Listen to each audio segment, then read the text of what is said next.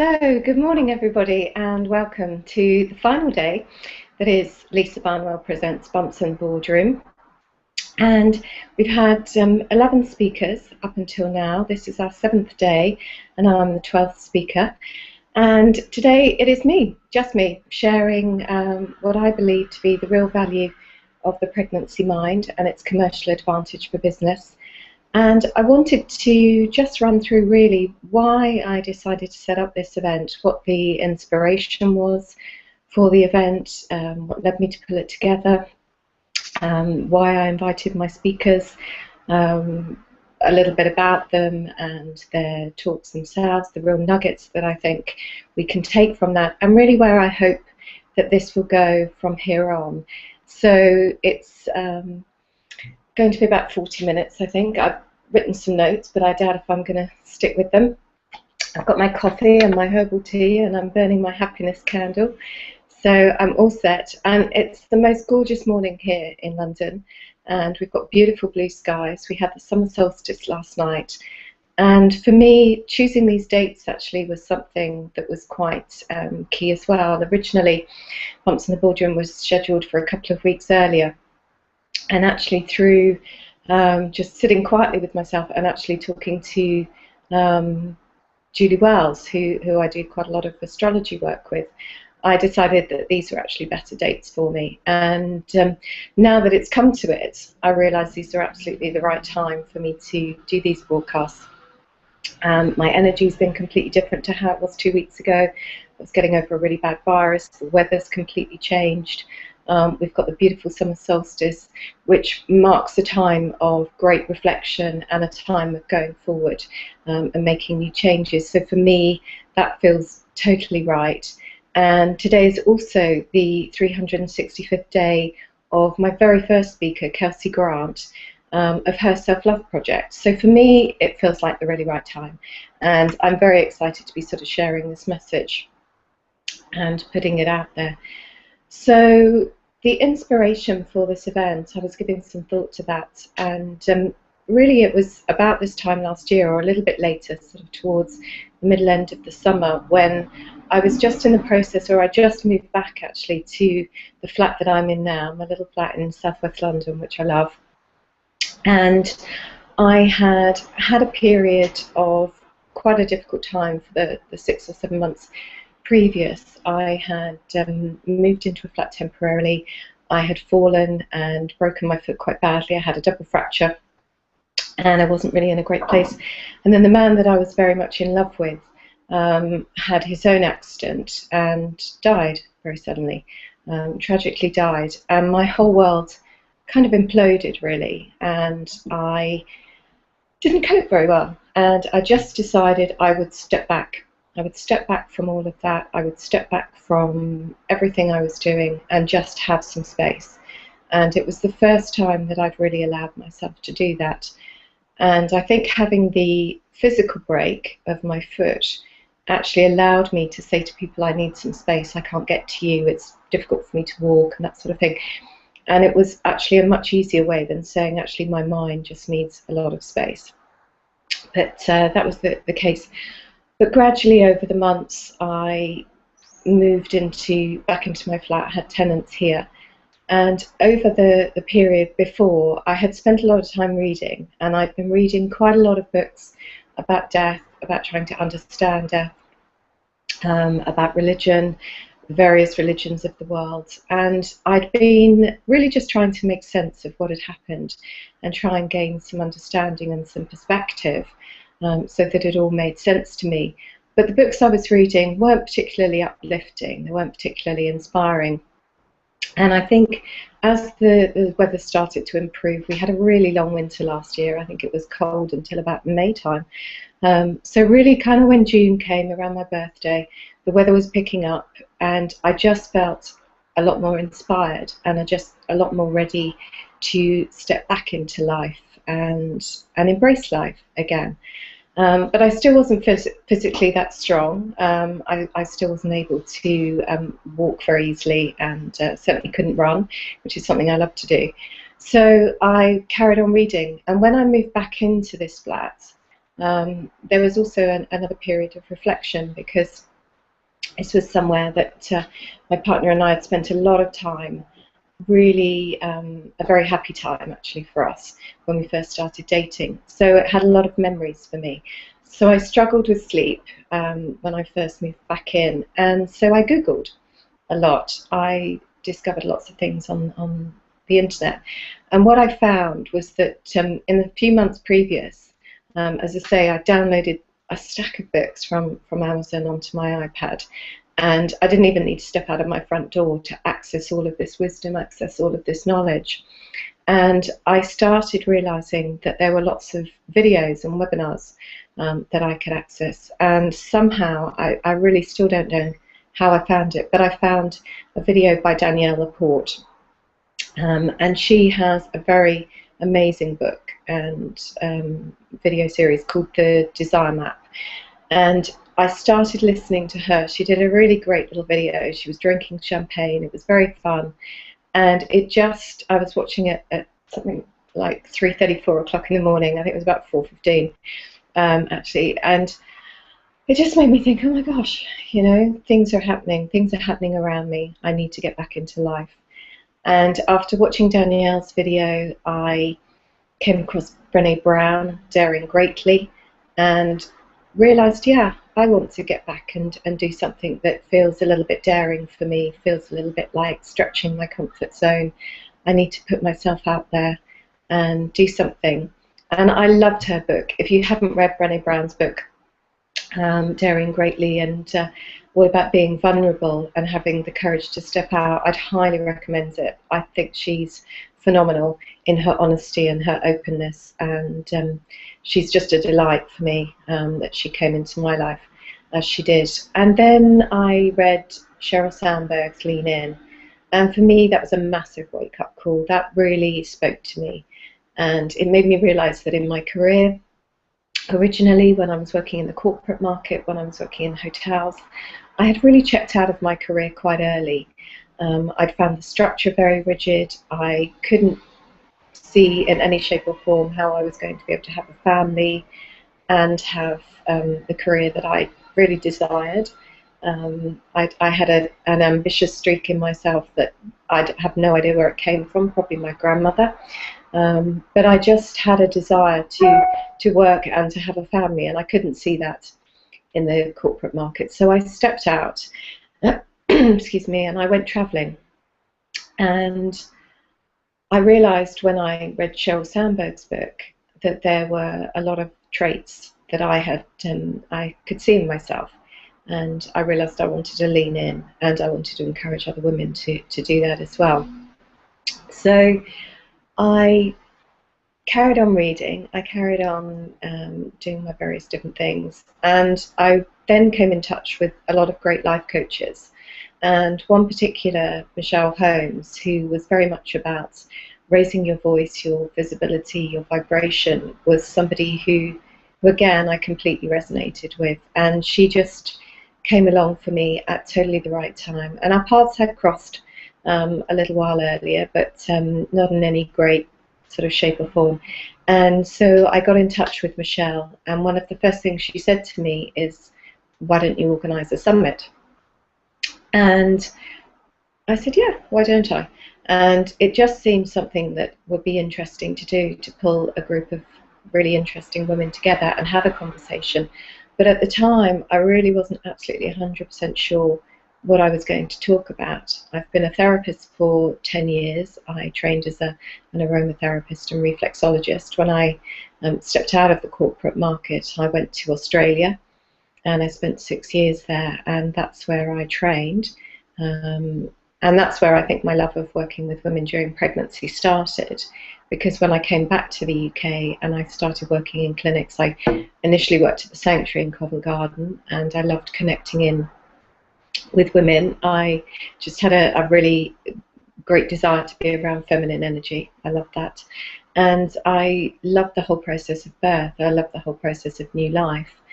And I realised that, you know, through my career, as I'd set up a clinic for mum and baby, and I'd worked for the last 10 years very much in birth, in new life, when I'd had this experience of death, this quite shocking experience of death, there were some parallels, actually. There were some similarities in how we can approach things. And I looked back and I realised that in my past, sort of about 7 years prior to now, my best friend actually died very suddenly in an car accident. And at that time I had my clinic, so I really wasn't in a position to take a lot of time out. I took, I think, maybe a week or two out, and then I was back into it, looking after my clients, focusing on their needs, focusing on my therapist's needs. And I carried on like that, I think, for a good 6 months until I took another week off when I almost collapsed on a yoga retreat. And then I just got back into it again. I just got back in, carried on working, and away I went. And over the past few years, I have experienced quite a bit of loss. I lost all three of my grandparents in quite quick succession. And then, as I say, the man I was very much in love with. So for me, it was a turning point. It was a massive turning point to think, okay, how is my life going to move forward? And for me, the solstice is a time when we really can look back, the summer solstice, and think, okay, where do we want to go? What do we want to do now? Let's learn from everything in the past, and now let's move forward. So I started thinking about sort of mindfulness, and I realized that over the last few months, as I've been immersing myself in all these different books, that I was becoming more mindful, I was becoming more contemplative, I was becoming more just aware of my thoughts and how my thoughts actually shaped my feelings. And it was something that I hadn't really connected with so much. As a therapist, I was always very focused on my clients' feelings. You know, as an aromatherapist, something I was taught to ask very early on was, how are you feeling today, and how would you like to feel at the end of the treatment? And so I was working with clients from a very early stage, helping them transition from one level of feeling to another. And it was something I realized I spent a lot of time looking after other people on, and focusing on other people on, but hadn't really spent a lot of time on thinking, well, how do I get myself feeling from this state to this state? And last summer I also went away on a yoga retreat, beautiful retreat to Silver Island, which I'd highly recommend going to. It's a really magical place. And a beautiful yoga teacher, Claire Roberts, took us through every day the chakras and the energy system, which I found so helpful to work with. And then actually in September last year I went away and trained as a yoga teacher. And in January I added on my pregnancy and postnatal training, because I felt that actually I was slightly out of my own body, having had my accident, and I really wanted to add those physical modalities to my practice. I was very much, as I say, working with my clients emotionally and mentally, but I wasn't working so much on the physical. Although my treatments were obviously physical, I was doing the reflexology and the aromatherapy. I just felt the yoga brought some level of balance. And actually what I discovered on the yoga training was the level of mindfulness that I took from the yoga. So although it helped bring about this amazing balance for me and slightly got me out of my head, because I've been doing so much reading and thinking, and got me into my body, it allowed me to just have a much more integrated approach to my life, to my work with my clients. And it became quite a turning point, I think, for me when I'd completed that training. And since then, mindfulness has been something I've really looked into. And Arianna Huffington, with her book Thrive, came across my path. And I just felt that, you know, this is what we have been missing, is a real focus on looking at our health and our well-being, as well as our other measures for success. And if you haven't read Arianna's book, again, this is not a book club, but these are my favourite reads, and I have to say they've been incredibly powerful. But Arianna's book, Thrive, the Third Metric, talks about how we measure success traditionally in the two metrics of money and power. You know, if you're at a senior level of position or you're earning lots of money, you're successful. That's generally how we define it. But actually, are you happy with that? Are you healthy? Are you well? Are you loved? Are you loving? You know, all these aspects are things that we don't think or haven't thought of being quite so important. And I've realised that for me, they're essential. It's what life's all about. And I think that's what I started seeking very early on when I stepped out of the corporate market. I had a great title at quite a young age. I remember being in boardroom meetings in a beautiful hotel. I worked for the Four Seasons, and being in a beautiful boardroom, beautiful table with, you know, senior managers all around me, a good 8 to 10 years older than me. I was earning a great salary. I was living in central London, and yet I was pretty miserable. I was pretty unhappy, and I was getting sick all the time, and I couldn't really work it out why. But I realised I wasn't working completely from my heart. I was connecting with my clients. I loved to listen to them. I loved to have conversations with them and hear what their needs were. And as a result, I was a very successful salesperson. I got it very quickly what they needed, and I delivered, and I was very focused. But there was something that was just kind of not quite resonating with me.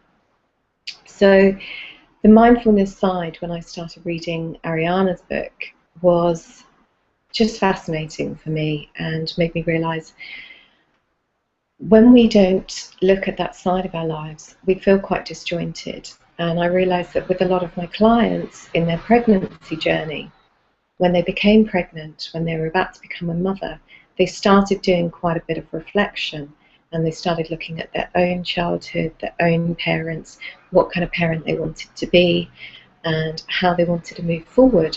But they weren't doing it in a very structured, mindful, planned way. It was all happening in a very rushed way, usually within weeks of them giving birth. And that was really when they were calling me and saying, can you help me? And can you help me get ready? I'm not ready. I don't feel ready in any shape or form. Yes, we've got some of the practical things organised. I might have done the antenatal classes, but emotionally, mentally, I'm definitely not ready. And my practice really evolved very organically, very naturally. When I had my accident and I really stepped back from work, I wasn't doing any marketing, any promotion, and yet my clients still came. Clients still found me, and actually they were my lifeline. They were working with women who were going towards their baby's birth. Was actually very healthy for me to be around, and it was very uplifting and very inspiring. And I'm will hold a very special place in my heart for all of my clients that I worked with last year who helped me on that journey. A lot of them didn't realise the journey I was on at the time. I didn't share too much of it, but yeah, it was an amazing experience for me to work with them. And what I realised that in the sort of 10, 12 years that I've been working with these women, and certainly in the last few years that I've been working with senior career women, helping women get ready for their pregnancy, helping them get ready mentally and emotionally to transition out and in of the workplace again, is something that we don't spend too much time on. And I realise that that's something that I think we're missing a trick with. In the corporate world, in business, in finance, you know, when we allow women to actually have that space to transition, the journey back in tends to be a lot quicker and a lot smoother. But when we work all the way up to the due date and then try and cram it all in, the journey back seems to take a lot longer. And my experience of, for the first time, listening to myself, listening to my own needs with what I was going through, and actually giving myself the space, giving myself the permission to step back and see what was going on for myself, was completely transformational. And I am now in a very different space, in a very different place. I feel much more ready, open, strong, excited, confident, you know, a very different person to who I was before. And I'm grateful for that time and space. It was a massive learning curve for me, and it was exactly what I needed. And I'm grateful that I allowed myself that time and space, and I gave it to myself, and I gave myself that permission. And that I was able to do because I work for myself. I have my own business. Equally, though, I didn't do it the first time around, with my other bereavements. So it took getting to a certain level, excuse me, where I really felt, okay, now I'm going to do this. I had no other choice, actually. I just felt like I needed to do that. So going back to my clients and their journey of getting ready, what I started to notice that I was talking to them about what I was learning, what I was experiencing through having my own space and my journey of discovery of mindfulness, really, and was realizing that a lot of them were really resonating with that, and they wanted to feel calmer, they wanted to feel more confident, they wanted to feel more ready, and they just really wanted to be feeling strong, feeling good for this experience. And stepping out of the workplace can be quite scary, and stepping into a new experience that you are just not familiar with. So actually, coming into the time of becoming a mother when you haven't had time to transition is really quite scary, really quite scary. So I have looked into the pregnancy mind and the changes that it goes through, and that was really what brought about this event. So my speakers, I started off the week with Kelsey Grant and with Julie Wells, a creative intuitive. And Kelsey, based in Canada, works as a coach, as a self-love coach. And she explained really how she had discovered that she wasn't really sort of looking after herself. She wasn't loving herself. And when she had a bad breakup from a relationship, it hit her very hard. And this has been a journey of discovery for her. And for me, it was the perfect way to start this event, to talk about nurturing yourself, listening to yourself. And something I have found this week, actually, which I really think tunes in with that, was a little video, very short, 2 or 3 minute, from Lisa Nichols, talking about serving from your overflow. She,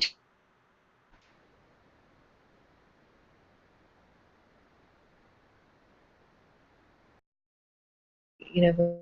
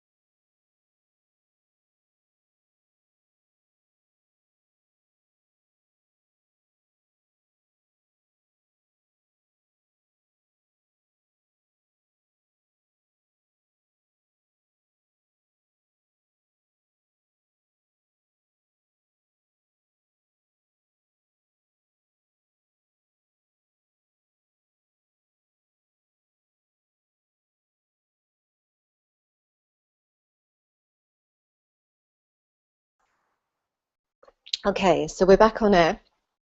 I realised I didn't have my lovely Claire with me, my super duper Google support and techie support, and I hadn't turned my Wi-Fi off and plugged in. I wasn't hardwired, so, and I didn't have my earphones in, so I have no idea if what I've been saying for the last 20 minutes has recorded and worked, but so be it. It's out there. I've said it.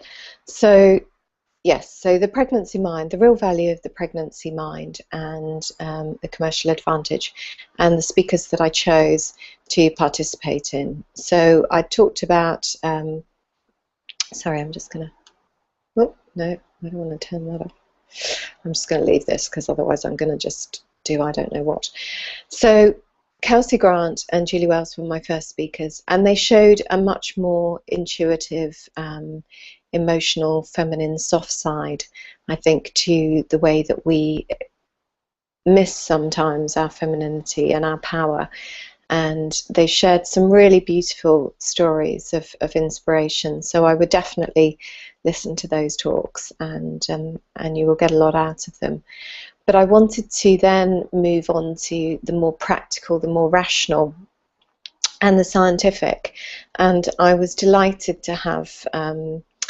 Victoria Bourne, talk to me about the scientific evidence that supports the pregnancy mind. Victoria talked about some research that she's completed and some other work that she's completing, and I'm really excited to get the data from her towards the end of the autumn, which shows that during pregnancy your left brain slows down, the cognitive left hemisphere of the brain. We have the left and right hemispheres of the brain. You know, they integrate, they work together. And generally as human beings we use both sides of our brains.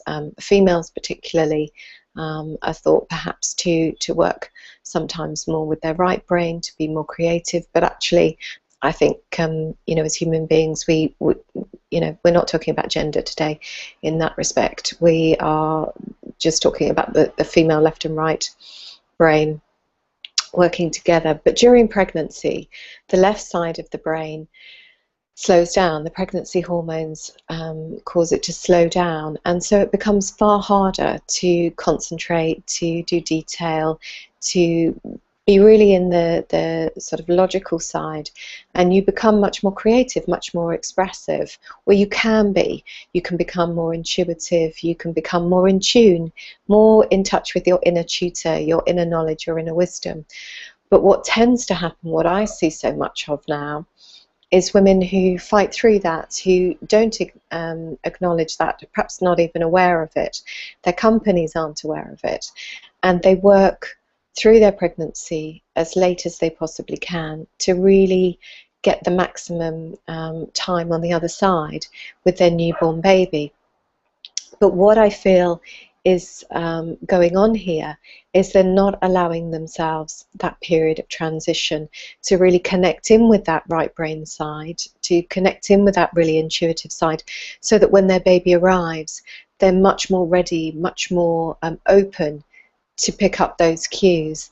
Because I have so many clients telling me what a learning curve it is, and they often bring in a maternity nurse, they often bring in other support to give them that practical help to connect in with their baby, to tell them what to do, when actually I believe a lot of what to do they innately know if they were able to give themselves a space to really listen. And I'm all for support, don't get me wrong, extra pairs of hands, extra guidance, extra confidence, I'm all for that, and if you can bring that in, fantastic. But I do think there's so much that we have inside us that Mother Nature gave us naturally as women to allow us, when we have our babies, to be able to look after them, and we're not connecting in with that enough, soon enough. I also think that when I talk to a lot of my clients, they talk to me about checking out from their work way sooner than they physically check out. So emotionally, mentally, they're not as on the ball, they're not as sharp, they're not as focused, they're not as committed in some respects, because their heart is going towards their new baby. But they're committed by showing up. They're committed because they want their company to know that they're ambitious and they love their work, and they're not going to let the side down.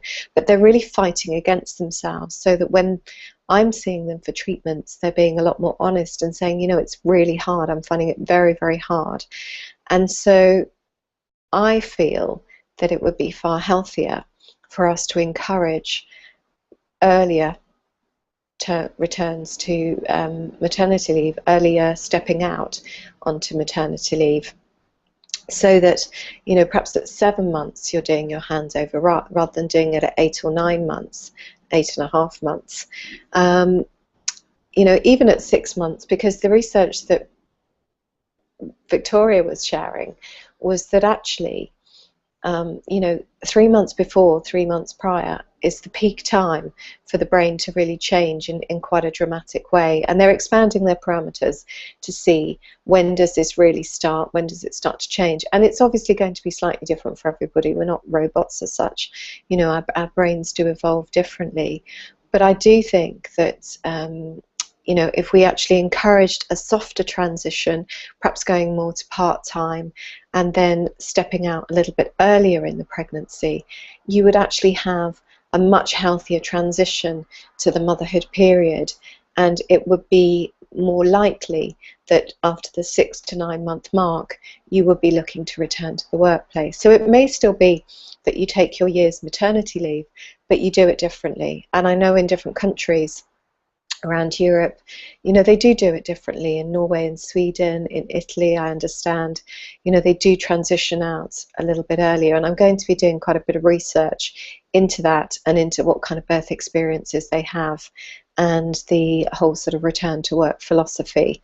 So that's something that Victoria shed quite a bit of light on, and it was research that really backed up my own instincts, my own empirical evidence, anecdotal evidence from literally hundreds, tens of hundreds of clients that I've seen over the last few years. And so then on Wednesday I had a great conversation with Geraldine Gallagher from the Executive Coaching Consultancy, and she's working very closely with women, talking to them about their experiences and coaching them through that maternity transition process, and working with corporates on their returnship programs. And certainly what has been shown is that where women get support and where employers get support and managers and team members get support, the retention rate or the returnship rate is far greater. And I think that Geraldine was saying that it had gone from sort of 70% to 90% returnship in one company that they've worked in, which is a big improvement. But it's also looking at the long-term picture. Do those women stay for another few years? After that they may go off and have another baby, but do they then come back and stay with the company for a long time because they feel supported, or, you know, is it just a short-term trend? So I think that's something that we really do need to look at. But I think the fact that when women are supported, when women are nurtured through that process, it makes a big difference. But I know with the maternity coaching, my understanding is that just one session happens at the end of the pregnancy. There may be two, but I think it was one. And then they're more weighted on the transition back in. And for me, I really feel we need to spend more time on the preparation, on the getting ready. You know, prevention is definitely better than cure. That's a well-known sort of saying. And I really think, you know, in order to try and not cure this problem of women joining the workplace after having their children, but in order to just allow that process to be more enjoyable, more beneficial, more wonderful, really, I do think we need to plan and prepare for it more. And that doesn't mean to me, you know, checking out the best bugaboo or, you know, looking at all the other things. I mean, that's important, you know, to a lot of people, and, you know, certainly feeling prepared for the birth, going to antenatal classes, all of that is great. But mentally and mindfully being prepared, emotionally being prepared, for me, is really what it's all about. Really connecting in with what Mother Nature gave you. to allow yourself to have that. And I've seen it time and time again with my clients who, for whatever reason, do step out of the workplace sooner, be it they have their own business, be it they are advised to step out for health reasons. They might have high blood pressure or something like that. They might have moved countries, and so, you know, their job changes, as their job transition has changed earlier than they thought. Those women have all had far better birth experiences and better transitions to motherhood, and I can categorically say that. And I don't have one woman who stepped out earlier who said to me, "I wish I'd stayed later. I wish I'd been in the workplace for another couple of months." They've said, "No, I really enjoyed my pregnancy. I really loved it, and I was really ready to become a mother when that time happened."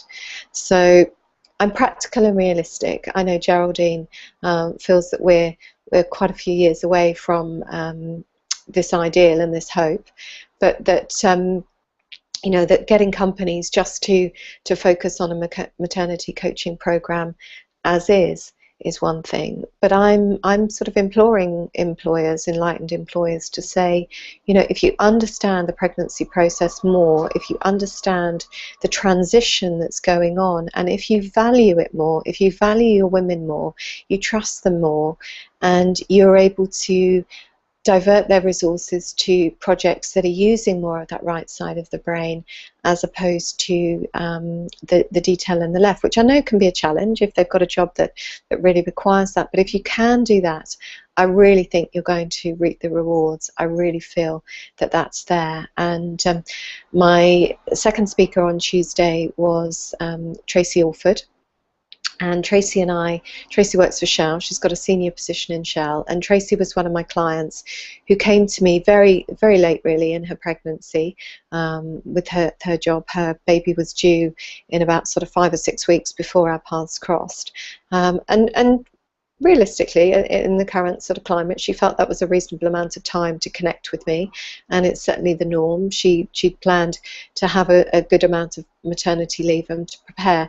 And then Rose arrived early, so you know, that time, those 1 or 2 sessions that we had, suddenly, you know, turned into looking after her postnatally. And Tracy was very candid, very open, and said that she had a very strong mentor who guided her on the process afterwards to encourage her not to transition back into the workplace too soon and to take some time out. And it's been a very healthy process for her, I think, now. And so she has gone back to a very senior position. But I think what I took from that was that she got support. She got a lot of support from a key person who she respected, who was very wise, who was on the board, I believe, a man, and you know, just really gave her some smart advice and said, you're going to do a disservice to you and to the company if you come back to work too soon. And I thought that was a very refreshing piece of advice. Wednesday evening, I had Maria Pagano, who's one of my lovely clients as well, and Maria's going through her second pregnancy. She has a little boy, Francesco, who is 3 now, and she is 22 weeks pregnant and expecting another little baby. And she's got a very flexible working environment. It sounds like she's working for Visa. She's in their PR department. She's very committed to her work. She loves her work. And she's planning to work quite late in her pregnancy, to my mind, in my point of view. But she said she feels able to do that at the moment because it's flexible, because she's given support, because she's given just a lot of care and attention.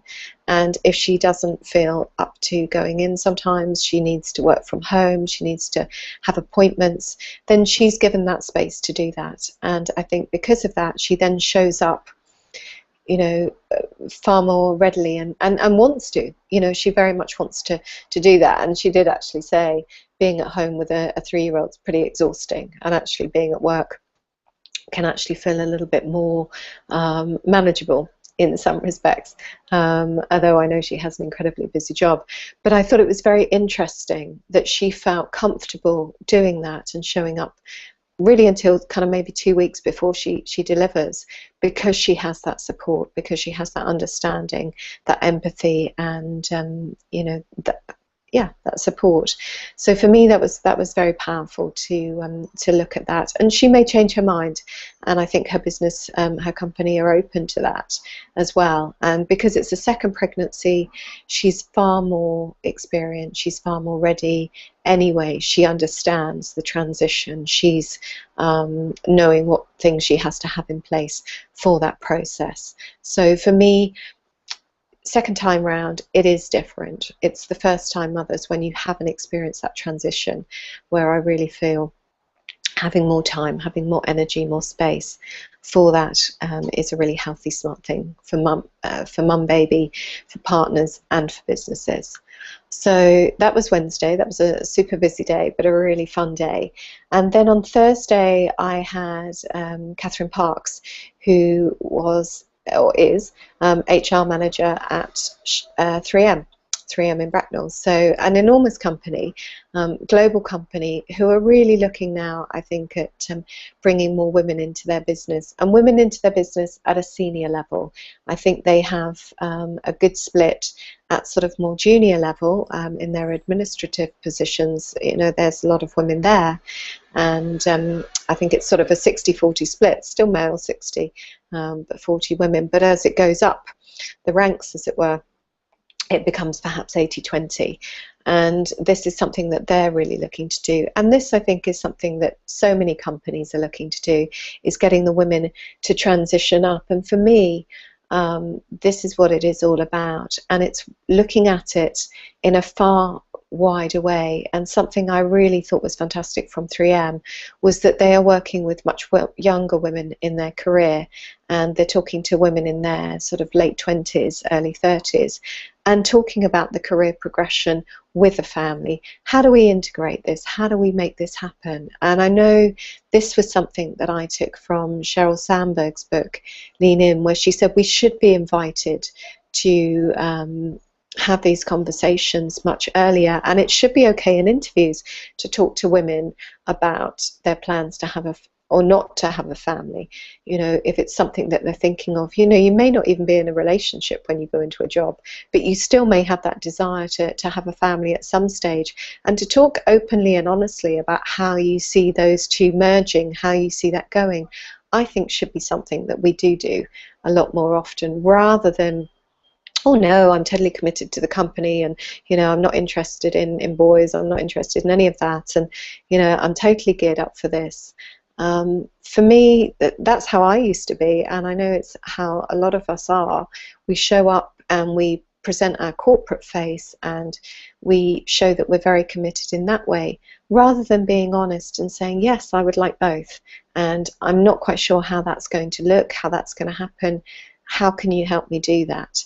And for me, being on the other side when I ran my own clinic and I was managing a team, and then I was involved in a project where I was managing, I don't know, about 100 or so therapists, I realized that when you start to understand people as individuals and start to get behind what's really driving them and understand their real passions, their real desires, you can work with them.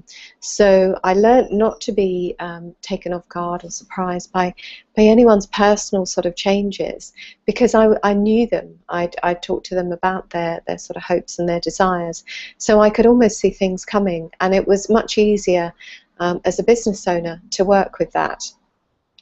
So that's something I would definitely encourage. And I know we've got various laws on, you know, what employers are allowed to ask and what they're not, and, you know, everything else. And for me, it's a little bit restrictive, to be honest, and I don't know if it necessarily protects both parties in the way that it's designed to.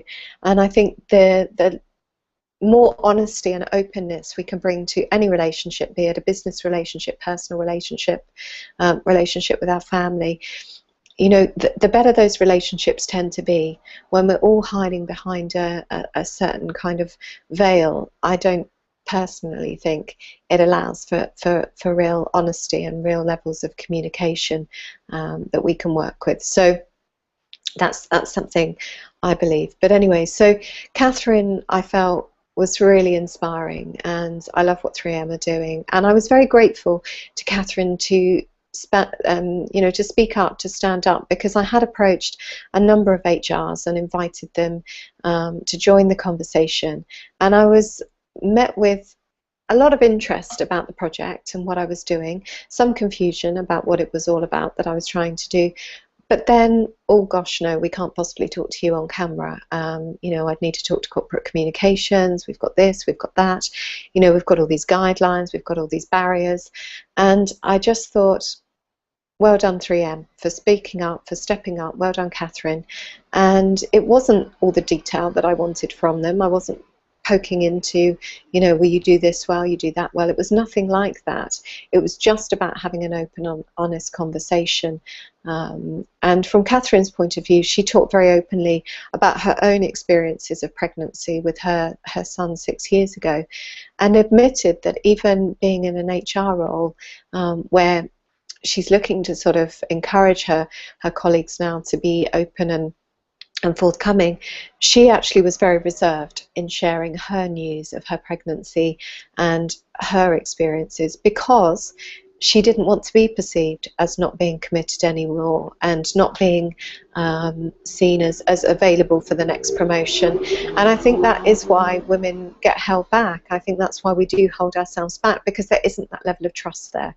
There isn't that level of feeling, if I'm honest with my employer, if I tell them about my personal desires as well as my professional desires, that my professional desires will come about, that will come to fruition, because my company will just see, well, actually she's going to go off and have a baby in a while, so we won't sort of prioritize that.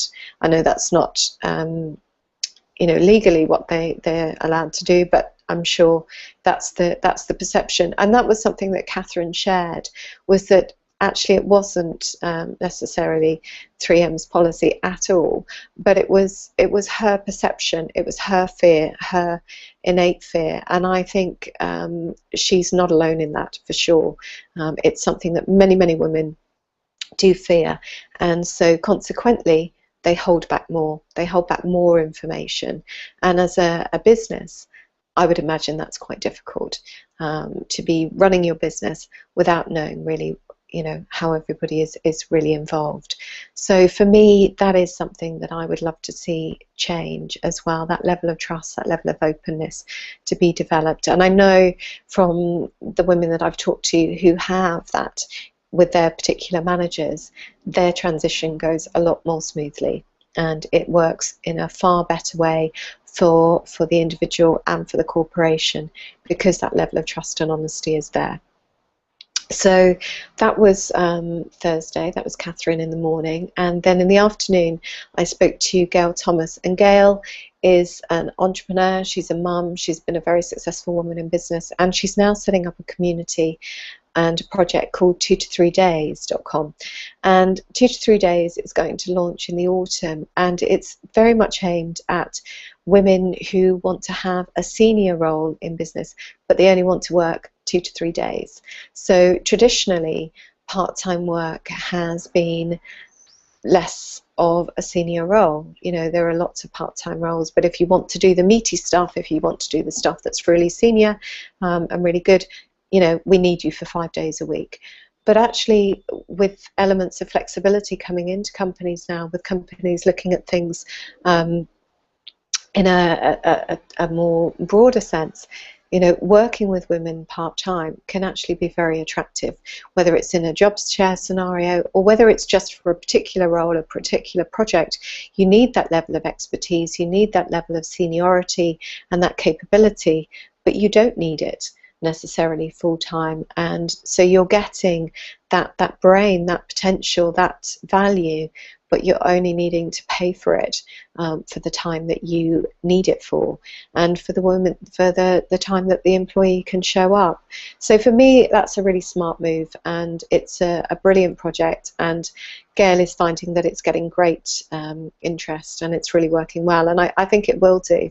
And certainly for the small to medium enterprises, the SMEs, you know, often you want that level of expertise, but you can't afford it. You can't afford a full-timer, and you don't necessarily need it full-time when you're a growing business. You haven't got enough work for, say, a really senior marketing manager, but to have that insight, have that level of expertise part-time is an absolute gift. So for me, that's a fantastic project, and that's why I wanted to include Gail, because I really wanted to show that there are different ways of doing things. You know, when we think outside of the box, when we look at different things, you know, often there's a better way to move forward. So I'm just going to have a little bit of my coffee, which may have gone cold, just to wet my whistle, as my nana would say. So Friday was a brilliant day for me. I connected first of all in the morning with Carly Hope, and Carly for me is an amazing person. She is somebody who has really been inspirational for me in the last sort of 6 months or so. I haven't known her long, but she really stepped out of the workplace. She had a career with Barclays and then a career in recruitment, and she was super successful even when she went back part-time after having her son. She was beating a lot of her team members with her targets, but she felt that she needed something much more flexible and something that was much more aligned with her real values. And she had a real desire to live by the sea. She's a water baby and a girl after my own heart there, having gone to Australia for a year and stayed there for 6. Because of my love of the ocean, I can really connect with that. But Carly's created a very successful business, selling with soul and helping women really to connect in with what is their passion. And when you're talking from your heart, you're connecting in with your soul, selling and promoting what you do, putting forward what you do, doesn't feel harsh, it doesn't feel aggressive, it doesn't feel typically salesy. It's just really sharing and putting it out there. So Carly's created a fantastic business, but what I really wanted to talk to her about was the transition from using her skills in a corporate environment to using them for herself in her own business in a much more flexible way, and to see the levels of success that she's achieved. And what I really wanted to demonstrate, which I think she did beautifully, was just how when we do embrace that flexibility, when we do embrace that level of creativity, amazing things come out of that. And she had a very different experience with her second child, her daughter Rosa. It was a far more blissful pregnancy. She wrote the most beautiful piece that she put on her blog, which I connected with. I think that's when I first connected with her, about her birth experience with Rosa and her pregnancy. And it just made me think, gosh, you know, it can be such a magical experience that stays with you as a woman for the rest of your life, that shapes you as a woman, that strengthens you as a woman. And when you do have that kind of blissful experience, it's quite transformative. So, and I feel that there are many women who are missing out on that blissful experience of pregnancy because we're so focused on working to the last drop and then going on maternity leave. So for me, I really encourage blissful pregnancies. When I work with my clients, we're all about enjoying the bliss, enjoying the now, feeling the best that you possibly can, and really just cherishing the magic that is the life that's being created inside of you, and just valuing yourself as an individual, as a creator of that life. So for me, you know, that's something that I'm very passionate about bringing back, and Carly for me really tapped into that and really resonates with that message. So I love her for that, and I was very grateful for her joining in the conversation. And then my speaker at lunchtime that was broadcast was actually Joanna Martin, and Joey is now over in the UK. We recorded that when she was actually still over in Australia. She's just in the transition process of moving. But again, Joey is somebody who started out her career as a doctor, started with a medical background, but then actually transitioned through to becoming an entrepreneur. And one thing I found I really took away from our conversation was the level of planning that she put into having a baby with her partner, the level of commitment that she and her partner made to having the kind of pregnancy and having the kind of time as a mother that they really wanted to have, or that she really wanted to have, and he really wanted to have as a parent. And they worked out a business model that would allow that, and they set about putting those steps in progress way before, you know, she had even conceived. It was a very much thought out process, and the more she became committed and connected to having a baby, the more she talked about it, the more she talked about it openly. And Joey's a very successful speaker. She's got a brilliant speaking business, and I had heard her speak and found her quite masculine, found her very passionate, very succinct, and very smart, but quite masculine. And she admits that she had learned to become a speaker by watching successful men do it, and had felt that being a man, you know, or being a woman behaving like a man was the way to get ahead.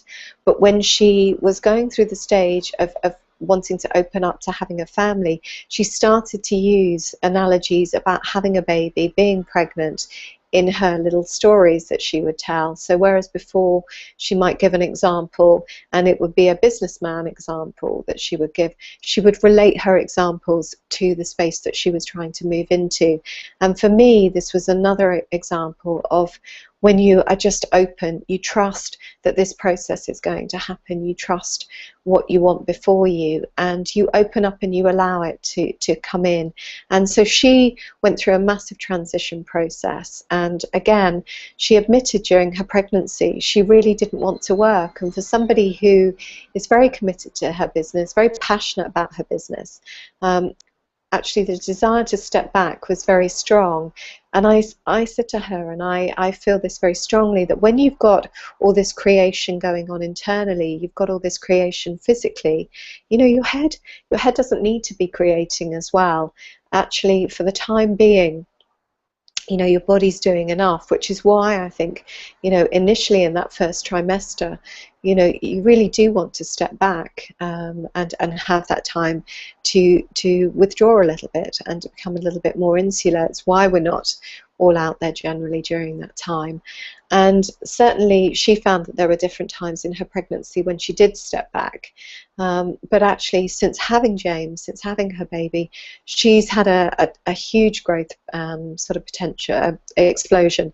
And she has some new ideas that are coming out later this year, and I can tell you it's going to be massive. I know for sure that she is someone who just is full of creativity, full of ideas, and I really believe that's come about because of the way she managed her pregnancy, she managed her time as an early mother, and it's allowed that to happen. And I'm not saying it's been easy. She's still had sleepless nights, she still had teething, she still had to get to know her baby, but I genuinely believe that that transition has been far more successful for her as an individual, as a mother, but also as a businesswoman, because of the planning and the preparation and because of the space she allowed herself to have. So my 11th and final speaker was yesterday, and that was Karina. And Karina works for a hedge fund in London, and she came to me again, sort of a month or two before her baby was born, and like Tracy, Archie arrived early, so she had very little time to transition, literally I think a couple of days, you know, absolutely nothing.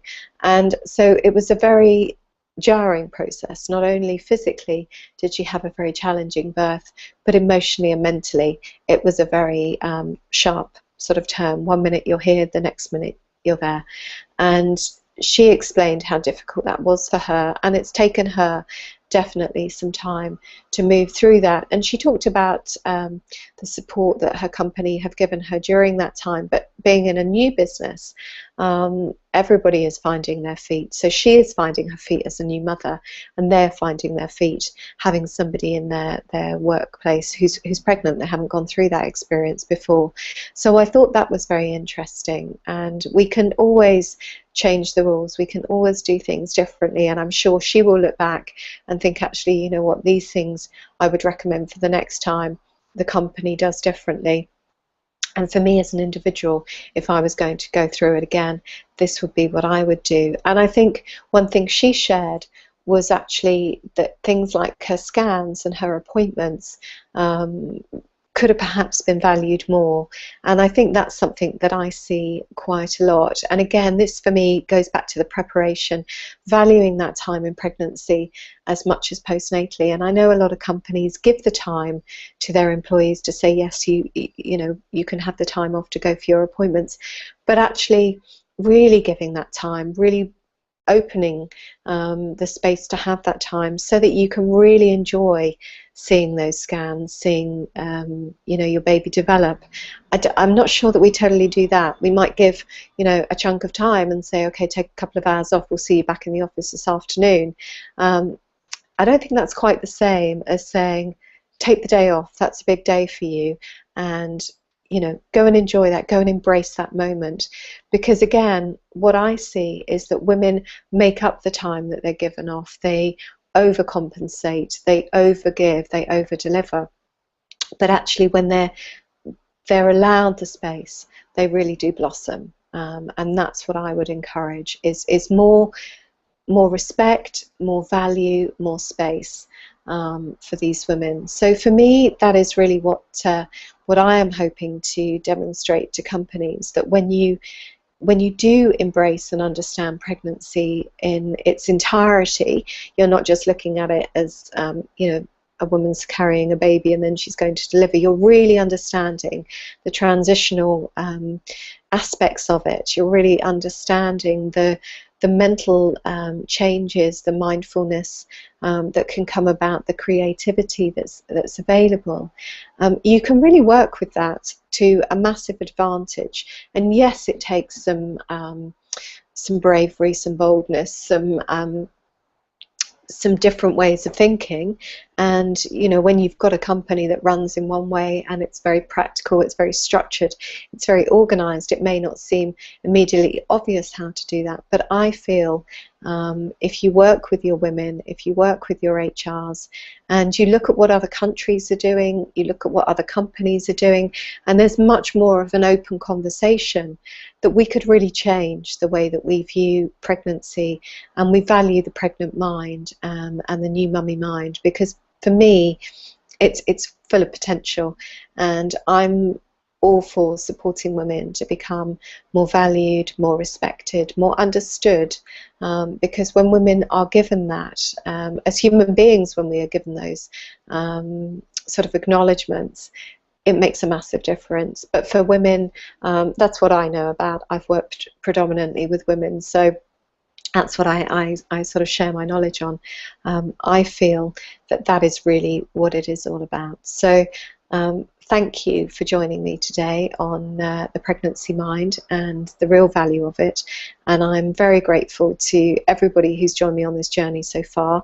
I have had an amazing support team. I would just thank the team at JCK, who've been phenomenal, and lovely Claire, who I couldn't have got through this week without you, and Amanda and Rebecca, who was with me as well. So I just want to thank everybody who's helped me there, but also just to really implore a change to be considered and to open up to the real value of the pregnancy mind and its commercial advantage, because it's definitely there. Thank you. Have a great Sunday.